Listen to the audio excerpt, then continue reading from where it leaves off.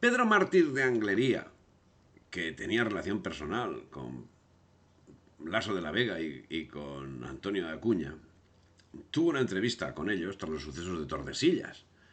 Y en ella dice: les di en cara con la torpeza y fealdad que llevaba consigo el nombre de traidor, del que ellos no sabían excusarse lo más mínimo.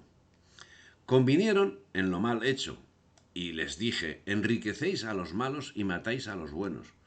Las cosas están ya en manos de asesinos. Se despidieron bien persuadidos y llamaron a sus socios, a quienes hicieron la propuesta de paz. A duras penas pudieron conseguir que accediesen, porque la mayor parte de ellos es inepta. Paralelamente gestionó la paz en el bando de los nobles.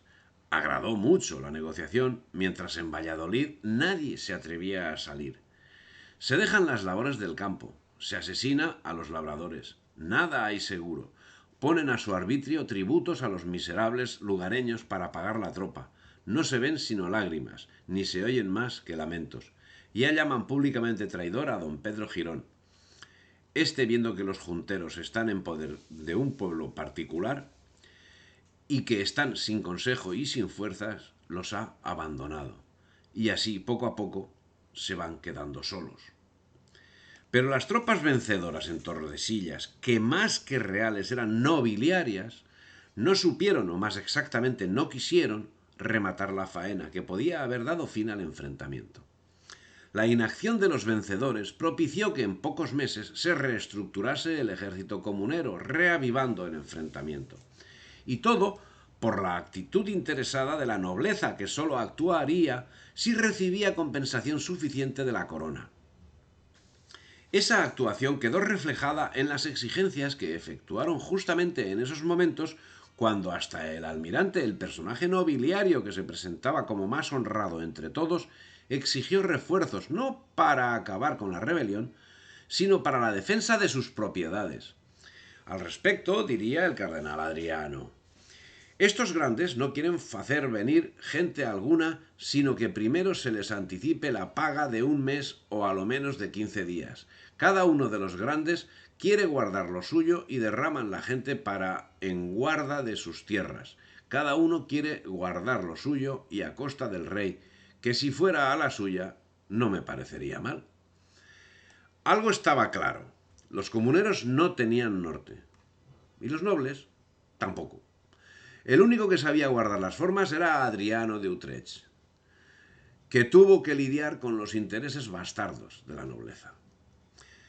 Perdida Tordesillas por los comuneros, la Junta se traslada a Valladolid, pero hay ciudades como Soria y Guadalajara que se niegan a enviar procuradores.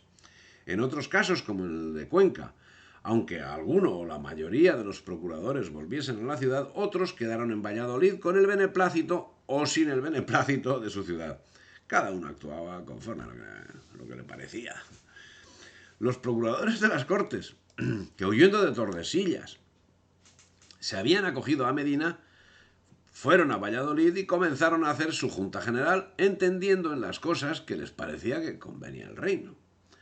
El almirante, que veía su tierra destruida y robado el ganado y otras cosas, después de que el cardenal y los demás caballeros habían salido de Río Seco, escribió una carta a Valladolid en la que decía que, pues nuestro señor había traído al reino en tal estado que, porque más muertes ni daños en él no hubiese, se diese un corte en estos desasosiegos, de manera que la guerra cesase, con tal condición que restituyesen a él y al conde de Benavente los daños y robos que la gente de Valladolid en sus tierras había hecho, donde no que las armas que tomaran para ofenderlos, que las tomasen para defenderse. Como la carta fue vista en la Junta de la Villa, acordaron que no se le diese respuesta, ni de allí adelante se recibiese carta de ningún grande. ¿Es censurable en este caso la actitud de la Junta? ¿O es más censurable la actitud del almirante Fadrique, que solo miraba por sus intereses? No obstante, las actitudes de ambos bandos, la suerte estaba echada. Las ciudades rompían con la Junta de Valladolid en señal de la descomposición que sufría el movimiento. Pues como por ejemplo el de Cuenca, que manifestaba que la ciudad había enviado procuradores a la Junta de Tordesillas con la única misión de que trabajasen allí en servicio de los reyes y con condición de que lo que acordasen proponer en utilidad y provecho del reino se les fuese a suplicar a estos. Pero por haberse tomado después en la Junta unas decisiones contrarias a estos postulados, la ciudad había decidido revocar los poderes a sus procuradores y enviado a continuación 2 mensajeros para notificarles la decisión, a los cuales les fueron, sin embargo, interceptadas las cartas en el camino.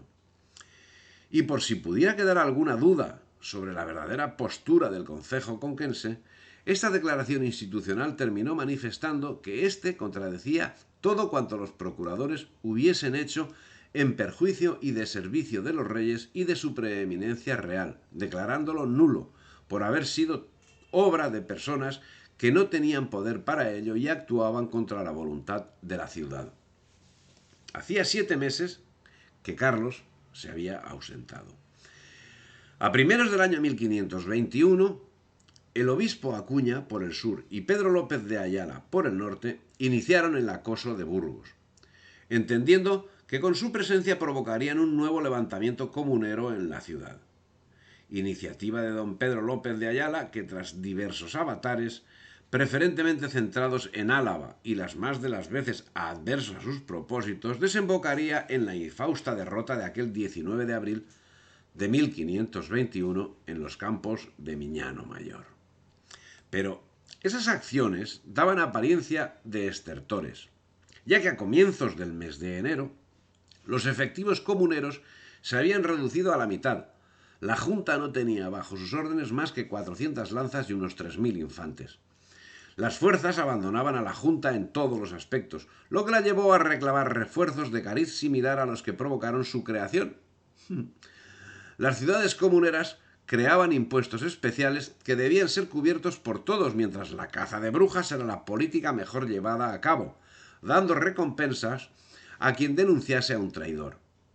Como consecuencia, una fracción en el seno de la Junta comenzó a sentirse inquieta, protestando por los excesos y los pillajes.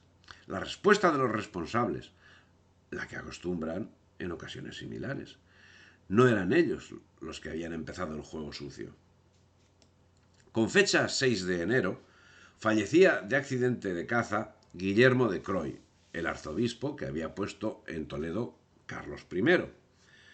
A buscar su plaza acudiría de inmediato el obispo Acuña, que será proclamado arzobispo por las turbas.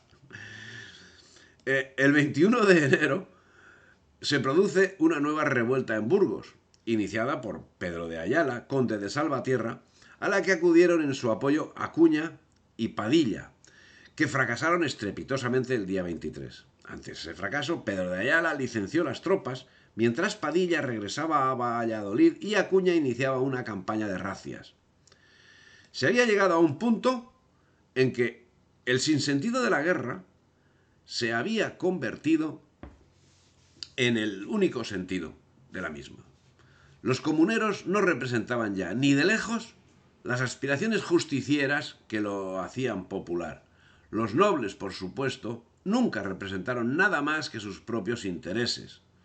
Pero quien sí había cambiado, y ya se notaba en el ambiente de forma tan clara como la pérdida de justificación por parte de los junteros, era justamente Carlos, que había perdido el plumón, no solo de pollo recién salido del cascarón, sino del que había agitado el movimiento 4 años antes y se estaba convirtiendo en quien llevaría a la hispanidad a los triunfos más importantes de su historia. Si te ha gustado el vídeo, dale me gusta, difunde y suscríbete al canal.